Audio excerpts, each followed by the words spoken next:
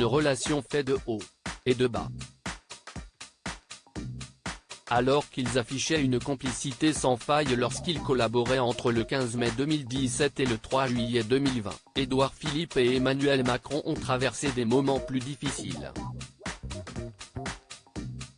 Au cours des derniers mois, de nombreuses rumeurs de tension entre les deux hommes politiques ont en effet circulé, et ce, malgré les propos du maire du Havre sur BFM TV, en février dernier, qui avait assuré que ses relations avec le chef de l'État étaient cordiales et lointaines. Selon le journaliste Ludovic Vigogne, il y aurait eu une véritable détestation entre les deux principaux concernés.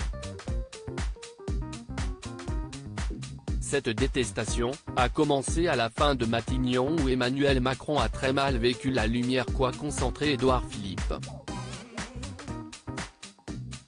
Il ne le supportait plus, tout simplement, avait-il assuré sur les ondes d'Europe 1, le 20 avril dernier. Cependant, la relation entre Édouard Philippe et Emmanuel Macron semble s'être apaisée. La preuve ? Selon une source interrogée par Le Parisien, et dont les propos ont été publiés ce mardi 20 juin dans un dossier consacré à l'ancien Premier ministre, les deux hommes politiques se sont partiellement réconciliés. Édouard Philippe et Emmanuel Macron se reparlent depuis quelque temps. Mais leur relation reste très compliquée, a ainsi indiqué l'interlocuteur.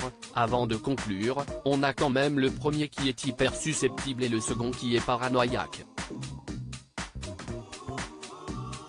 Supérieur à Jean Castex, Édouard Philippe, Éric Dupond-Moretti.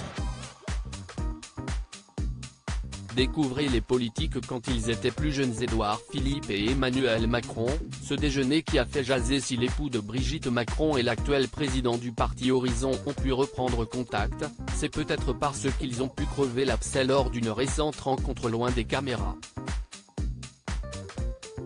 Ce mercredi 14 juin, nos confrères du Figaro ont en effet révélé que les deux hommes avaient discrètement déjeuné. De quoi faire enfler un peu plus les rumeurs concernant un potentiel remaniement. Ainsi, l'ancien Premier ministre aurait pu glisser au président quelques noms dont il est proche en cas de réorganisation gouvernementale.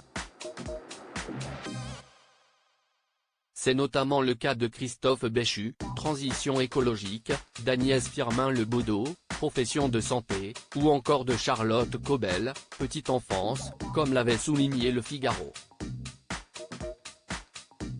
Article écrit en collaboration avec 6 médias. Crédit photo, Romain Gaillard-Poul.